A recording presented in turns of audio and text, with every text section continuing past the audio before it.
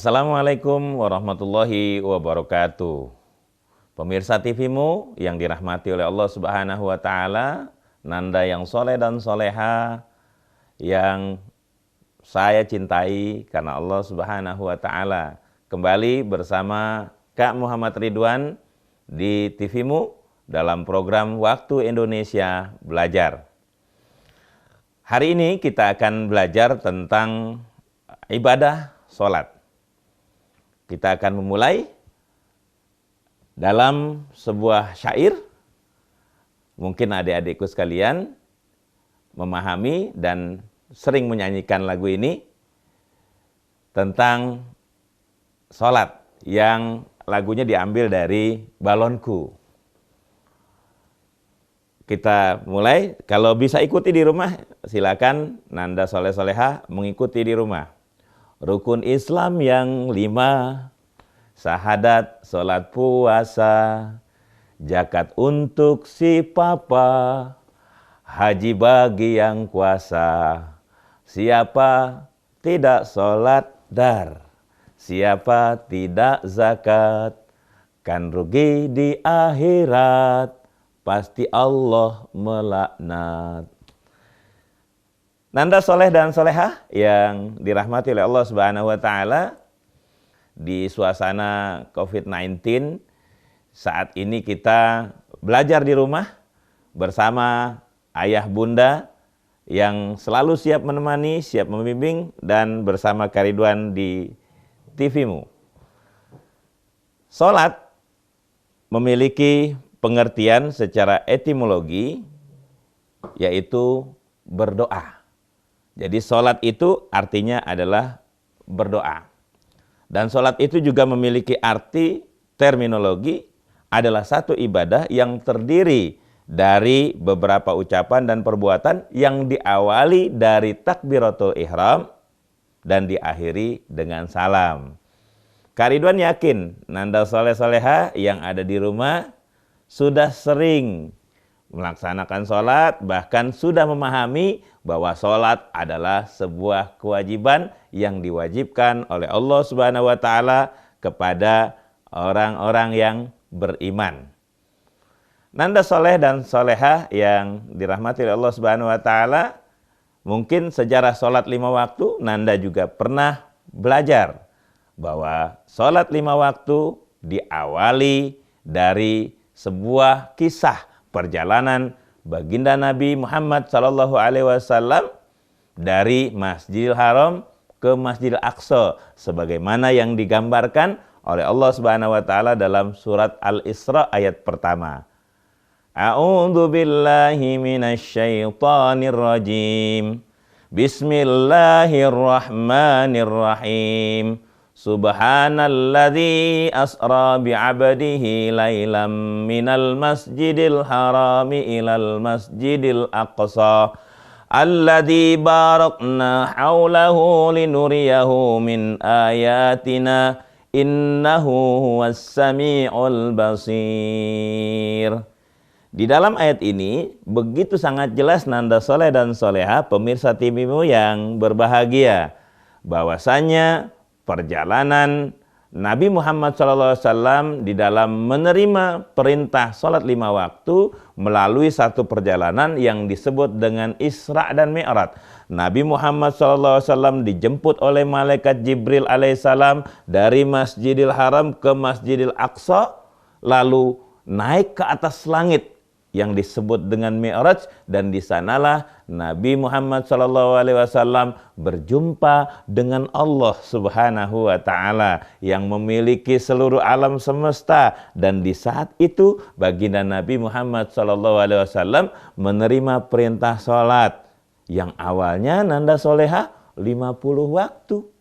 Kalau seandainya Nanda Soleha dan pemirsa TV-mu yang dirahmati oleh Allah Subhanahu wa Ta'ala diperintah oleh Allah Subhanahu wa Ta'ala untuk sholat 50 waktu, Nanda mungkin yakin dan Kak Ridwan juga yakin kita semua pasti akan merasa berat melaksanakan sholat 50 waktu.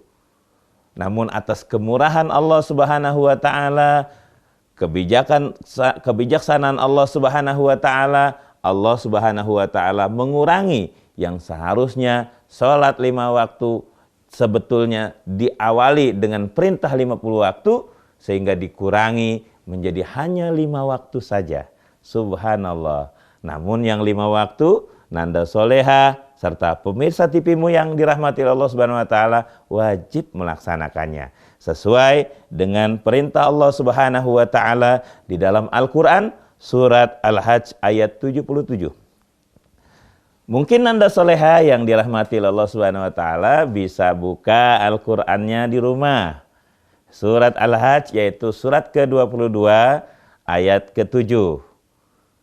Kita baca sama-sama. Kalau Nanda Soleha sudah membuka Al-Quran terjemahnya, di sana Allah Subhanahu wa taala berfirman, Ya ayyuhalladzina amanu rka'u wasjudu wa'budu rabbakum waf'alul khaira la'allakum tuflihun. Artinya, hai orang-orang yang beriman, rukuklah kamu, sujudlah kamu, sembahlah Tuhanmu, dan perbuatlah kebaikan. Berbuatlah kebaikan agar kamu mendapatkan kejayaan atau agar kamu mendapatkan kemuliaan. Di dalam hadis, Nabi Muhammad SAW juga menjelaskan bahwa sholat itu merupakan salah satu dari rukun Islam. Sebagaimana yang Kak Ridwan tadi nyanyikan dalam nyanyian ketika di awal kita membuka pembelajaran di waktu Indonesia belajar hari ini. Ya, rukun Islam yang 5, syahadat, sholat, puasa, zakat untuk si papa, haji bagi yang kuasa. Dalam hadis Nabi Muhammad SAW disebutkan, Bunyal Islamu ala khamsin, syahadatu an la ilaha illallah wa anna Muhammadur Rasulullah wa iqamis shalah wa ita'iz zakah wa tahijjul baiti man istata'a wa tasumu Ramadan. Riwayat Bukhari dan juga Muslim. Islam itu didirikan di atas 5 perkara, yaitu bersaksi bahwa tidak ada Tuhan selain Allah dan Nabi Muhammad SAW adalah utusan Allah, mendirikan sholat, mengeluarkan zakat, pergi haji jika mampu, dan juga berpuasa pada bulan suci Ramadan. Nanda Soleha yang dirahmati oleh Allah Subhanahu wa taala, dikarenakan sholat itu begitu sangat penting. Kenapa penting? Nah, ini perlu Kak Ridwan jelaskan kepada Nanda Soleh dan Soleha, kenapa begitu pentingnya sholat. Sholat itu adalah komunikasi, pertemuan antara seorang hamba Allah dengan Tuhannya. Ya, salat itu adalah mi'rajul mukminin. Salat itu adalah mi'rajnya seorang mukmin, berjumpanya seorang yang beriman dengan Allah Subhanahu wa taala. Kalau Nabi kan mi'rajnya bagaimana? Nabi itu saat melakukan mi'raj, ya, Nabi Muhammad SAW naik ke langit yang ke-7 sampai kepada Sidratil Muntaha hanya untuk menerima perintah yang namanya sholat. Naik apakah Nabi saat itu? Naik sebuah kendaraan yang dibawa dari surga yang namanya buraq. Dan pada saat itu malaikat Jibril alaihissalam menemani Rasulullah SAW melewati 7 lapis langit. Nanda Soleha yang dirahmati Allah Subhanahu wa taala, kita akan kembali lagi setelah pesan-pesan berikut ini, tentunya masih di waktu Indonesia belajar.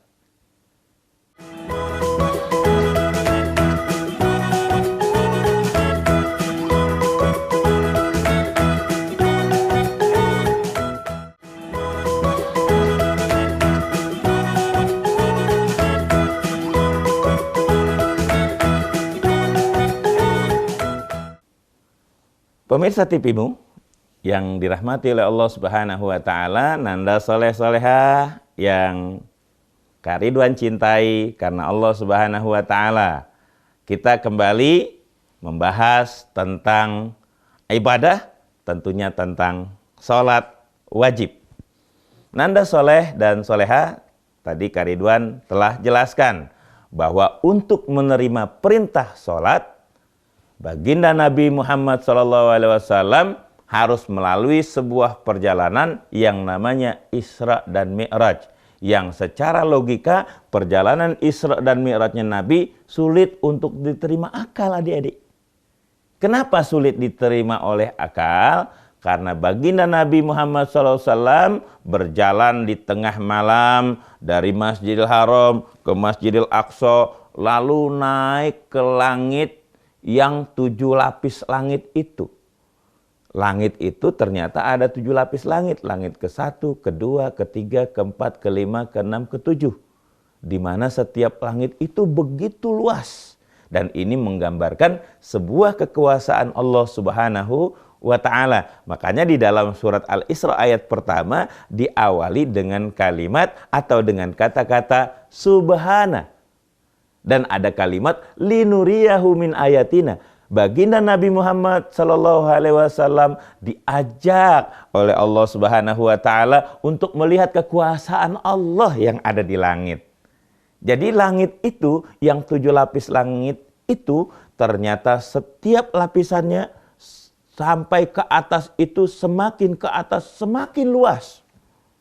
Diceritakan dalam hadis Nabi Muhammad SAW bahwa ketika Nabi melakukan Mi'raj, Nabi Muhammad SAW naik ke langit yang pertama, lalu dibukalah pintu langit pertama, di mana pintu langit pertama itu ada penjaganya. Dan penjaga langit pintu langit yang pertama itu bertanya kepada baginda Nabi Muhammad SAW dan malaikat Jibril alaihissalam. Dan saat itu ditanya, siapakah engkau? Muhammad, apakah engkau telah diutus? Naam, iya, aku telah diutus. Lalu dibukalah pintu langit pertama. Baginda Nabi begitu takjub ketika dibukakan pintu langit yang pertama. Baginda Nabi melihat malaikat begitu memenuhi langit bersab-sab. Dan langit itu, kata baginda Nabi, langit pertama luasnya seperti selingkar cincin. Ada cincin dilemparkan ke tengah lapangan, di lapangan itulah ada cincin. Dan cincin itu diibaratkan oleh baginda Nabi sebagai bumi, sedangkan lapangannya itu adalah langit pertama. Naik lagi Nabi ke langit yang kedua. Begitu di langit yang kedua, sama juga. Di sana ada penjaga pintu langit kedua. Setelah melalui pertanyaan, dibukalah pintunya. Baginda Nabi makin takjub. Kenapa takjub? Karena baginda Nabi mengatakan, pintu langit yang kedua dibuka, lalu Nabi melihat langit itu seperti cincin dilempar ke tengah lapangan, dan cincinnya itu adalah bumi, sedangkan langit yang kedua itu adalah bumi. Langit pertama ditambah dengan langit yang kedua. Subhanallah, semakin ke atas langit itu semakin luas. Sampai pada Nabi Muhammad SAW tibalah di langit ke-7. Setelah itu Nabi naik kembali ke Sidratil Muntaha. Dan saat itulah baginda Nabi menerima perintah sholat yang 5 waktu. Yang sebelumnya, tadi Kak Ridwan katakan 50 waktu. Bagaimana proses 50 waktu menjadi 5 waktu? Baginda Nabi Muhammad SAW saat menerima perintah sholat 50 waktu turun untuk pulang ke bumi. Ternyata di situ baginda Nabi bertemu dengan para nabi, dan para nabi itu menyarankan, termasuk di dalamnya Nabi Musa alaihissalam menyarankan, wahai Nabi Muhammad, sesungguhnya umatmu tidak akan sanggup melaksanakan sholat 50 waktu. Mintalah kepada Allah untuk dikurangi. Begitulah perjuangan baginda Nabi Muhammad SAW sehingga sholat itu menjadi hanya 5 waktu saja. Nanda soleha tentu tahu 5 waktu itu apa saja. Ayo diurut. Ya, kalau kita memulai dari subuh, ya sholat subuh. Setelah itu zuhur. Subuh berapa rakaat? Iya, subuh 2 rakaat. Zuhur 4 rakaat. Setelah itu asar. Salat asar 4 rakaat. Setelah itu sudah mulai senja, ya sudah mulai menjelang malam. Betul, salat maghrib. Jumlah rakaatnya 3 rakaat. Setelah itu nanda soleha yang terakhir, iya betul, salat Isya. Salat Isya itu sudah berada di waktu malam hari. Nah, inilah salat 5 waktu yang diperintahkan oleh Allah Subhanahu wa taala kepada hamba-hambanya yang beriman.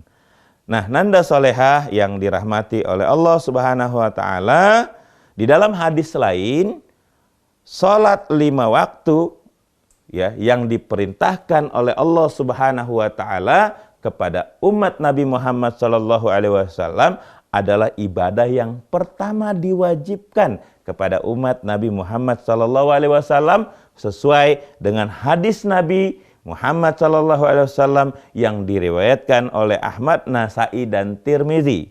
Bunyi hadisnya, salat itu diwajibkan atas Nabi Muhammad sallallahu alaihi wasallam pada malam dia diisrakan dan dimi'rajkan sebanyak 50 kali.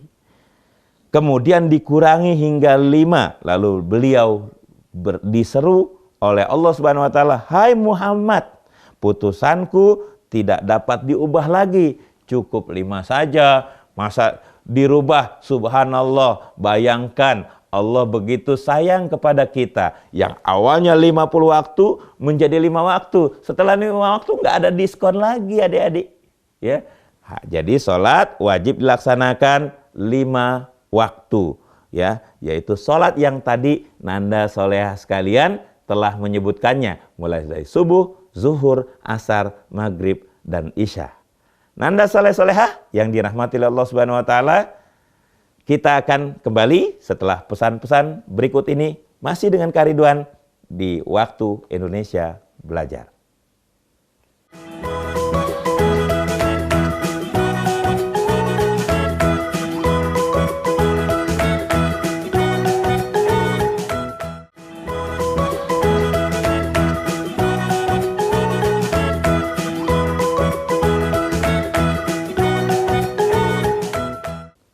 Pemirsa TV-mu yang dirahmati oleh Allah Subhanahu wa taala, nanda soleh-soleha yang Kak Ridwan cintai karena Allah Subhanahu wa taala. Kita kembali pada pembahasan tentang salat 5 waktu.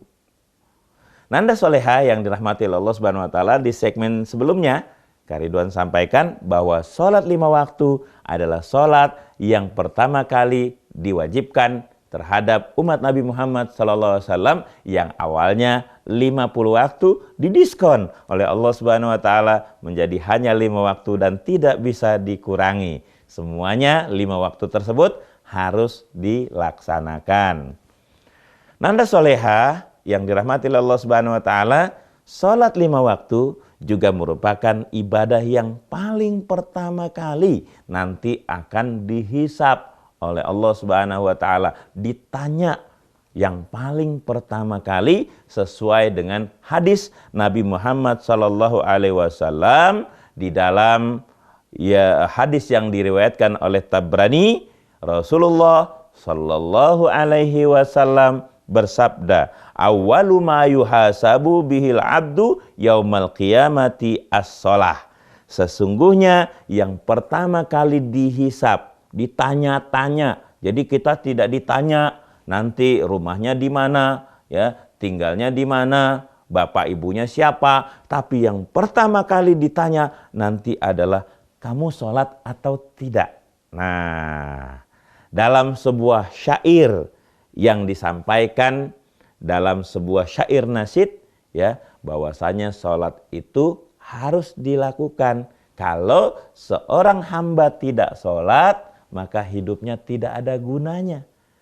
Ya, sepuhun kayu, daunnya rimbun, lebat bunganya, serta buahnya, walaupun hidup 1000 tahun kalau tak sembayang, apa gunanya?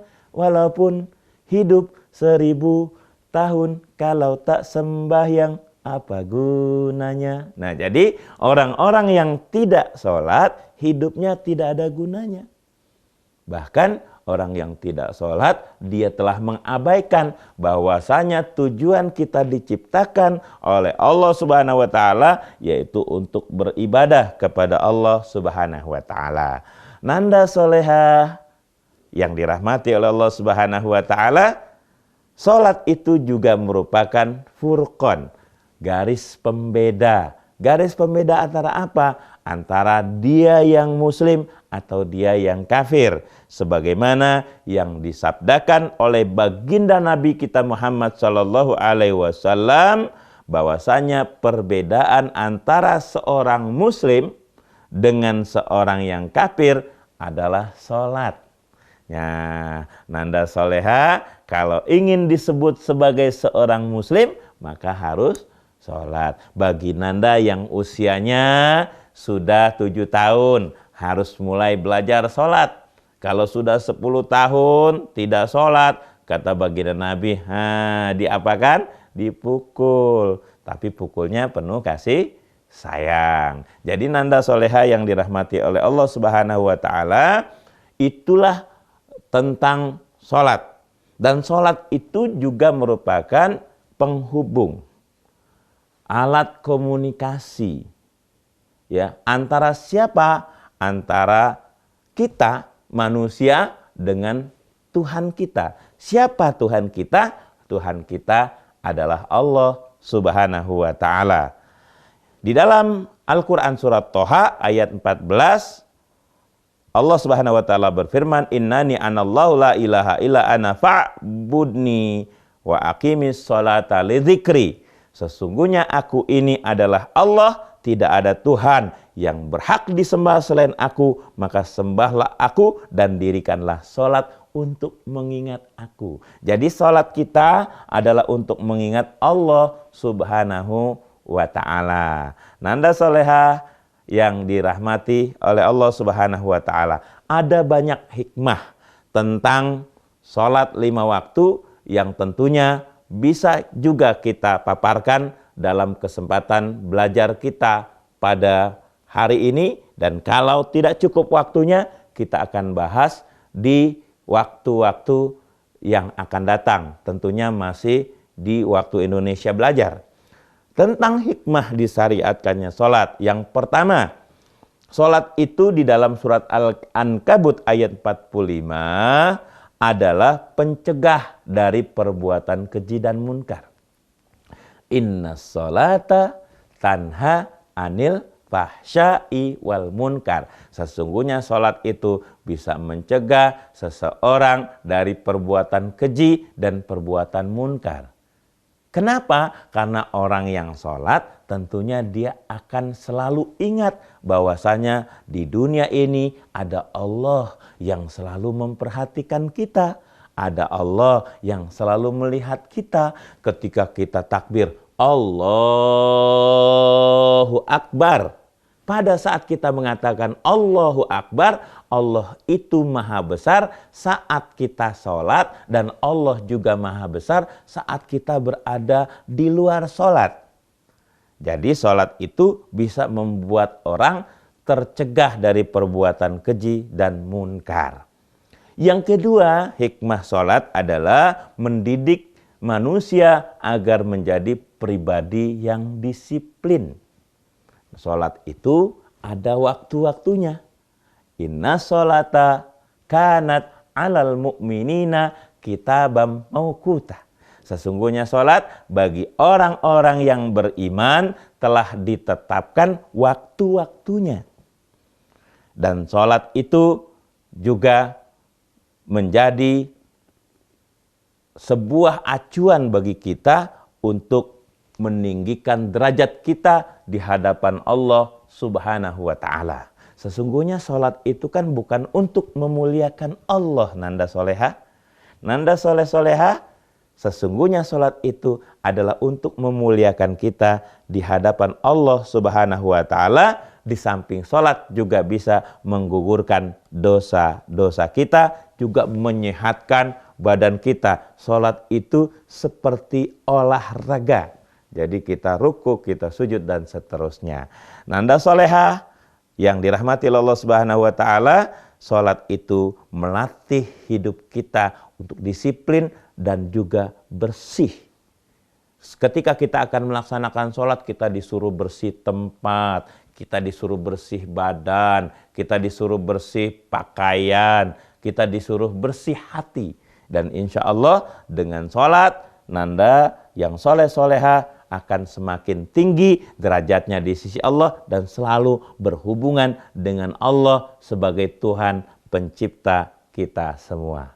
Pemirsa TV-mu yang dirahmati Allah Subhanahu wa taala, Nanda soleh-soleha yang Kak-Ridwan cintai karena Allah Subhanahu wa taala.